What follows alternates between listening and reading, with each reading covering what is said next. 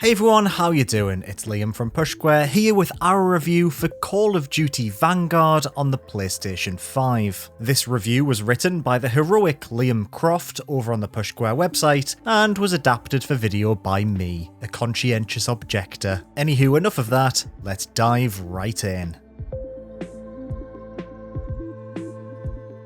If Activision could pick and choose when the Call of Duty series is hot or not, this would be the year where it goes all guns blazing. The publisher faces more competition than usual as Battlefield 2042 and Halo Infinite go toe-to-toe with its premier first-person shooter, tussling for both mindshare and your time. Basically, customers are spoilt for choice should they choose to look elsewhere, and with Call of Duty Vanguard setting the standard, that's what may very well happen. From Sledgehammer Games, this is another solid but safe installment that sticks to the status quo. It's at least better than Call of Duty Black Ops Cold War though, which is a bar Activision Studios will always want to clear from here on out. That's partly thanks to the returning engine of 2019's Call of Duty Modern Warfare, and those of you who've been playing Warzone for the past 18 months will know exactly what that means. It marks the homecoming of weapon mounting, tactical sprint, and light destructibility, meaning multiplayer matches finally feel like our daily trips to Verdansk once more.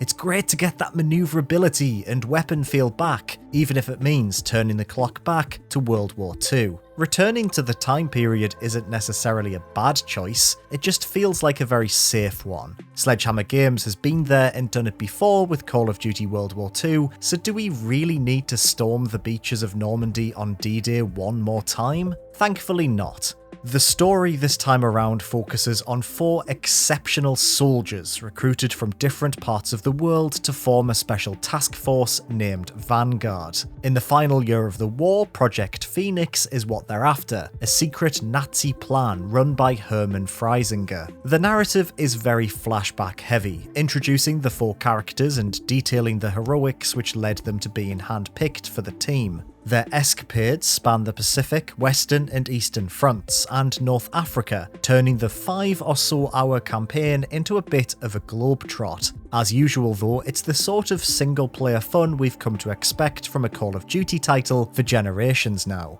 Polina Petrova, played by Laura Bailey, is the standout character. She's a Russian sniper fighting to take Stalingrad back from the clutches of the Nazis. Based on real-life soldier, I don't really know how to pronounce this, so I'm just going to put it up on the screen instead of embarrassing myself. Her plight for freedom is both emotional and intense. Call of Duty managed to make us genuinely care for one of its personalities, which isn't something you can often say about the series. Joining her as part of Team Vanguard is Arthur Kinsley as leader, Lucas Riggs, the demolitions expert from Australia, and Wade Jackson, a pilot famed for daring stunts. A few other faces form parts of the secret squad, but the aforementioned 4 are who you'll play as. Again, much of the plot revolves around the backstories of these characters, allowing the campaign to visit the different theatres of war. Kinsley's story recounts the D-Day landings from a slightly different perspective. Riggs is all about defying the orders of his commander and blowing shit up, and Jackson takes to the skies to bomb Axis forces. All these levels play out exactly as you'd expect. There's a lot of running and gunning mixed in with elements of stealth and vehicle sections. It's nothing out of the ordinary, but Sledgehammer Games does go the extra mile with unique abilities tied to each character. Polina is very light on her feet, meaning she can rapidly move about the environment and even partake in a bit of parkour,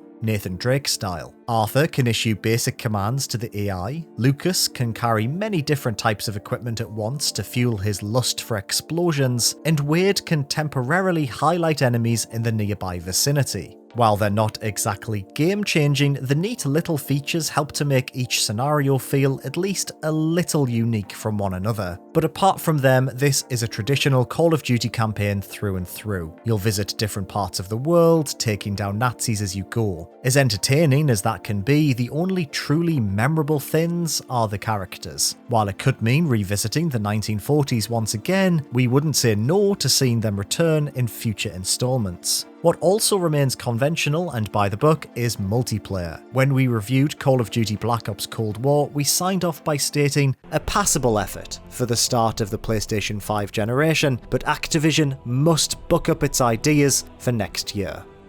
Guess what? It hasn't done so. Vanguard sticks to the tried and true that turned Call of Duty into a pop culture event a generation ago, stifling any innovation. This means the biggest step forward Call of Duty Vanguard takes online is, funnily enough, a menu option. Past titles have allowed you to filter matchmaking to only search for specific modes, but Sledgehammer Games has now gone a step further with a new feature called Combat Pacing. This allows you to dictate the player count of a match, therefore influencing how chaotic it will be. There are 3 options: Tactical, Assault, and Blitz. Selecting one of the first 2 will see online bouts play out just like they have in the past, with anywhere from 6 to 12 players on either team, depending on the map.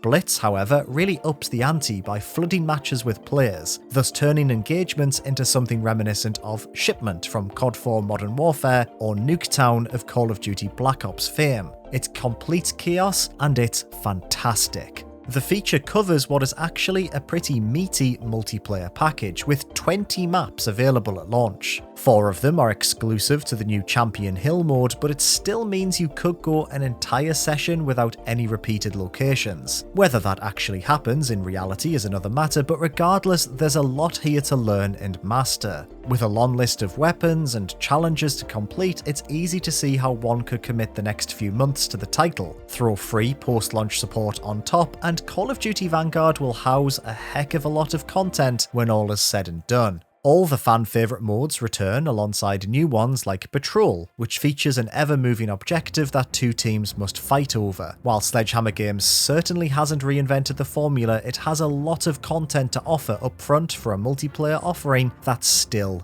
solid. Unoriginal it may be at this point, but you can't fault the lengths the developer has gone to provide for its player base this time around. The same cannot be said of this year's Zombies mode, which finds itself in a very awkward position. Actually developed by Treyarch, the traditionally round-based mode has been ditched for objectives. A single hub area at launch teleports you to different locations to complete tasks, like escorting an orb about a multiplayer map or surviving an undead onslaught for a set amount of time. The Pack-a-Punch weapon upgrade system returns along with an altar that rewards perks, but that's quite literally all there is to it. There's no Easter egg to solve, no main quest to follow. We actually appreciate the simplicity, as past entries have proven far too complicated for us to wrap our heads around beyond a couple of rounds. It means this is the most fun we've had with Zombies in years. However, it's impossible to ignore just how content light the mode is at launch compared to previous efforts. There's still fun to be had here, but it all feels for naught. At least PlayStation 5 players can look forward to this being a bit of a system showcase, however, with some truly outstanding visuals during cutscenes. You'll only spot them during the campaign, but when Call of Duty Vanguard goes for it, it goes for it. Some sequences can genuinely compete for the best graphics on PlayStation 5 so far. If you don't play the single player for its characters, at least marvel at what Sledgehammer Games has managed to get out of the console just a year into the generation. It's incredibly impressive. Call of Duty Vanguard is another incredibly solid but also super safe installment in the series. Its campaign may be over in a hurry, but it's still a fairly memorable one, featuring good characters and outstanding visuals. Multiplayer is another robust package, hosting a ton of content and the promise of more to come. The less said about Zombies the better, but this is a Call of Duty game doing Call of Duty things. Whether that's of any interest or not, you likely already know.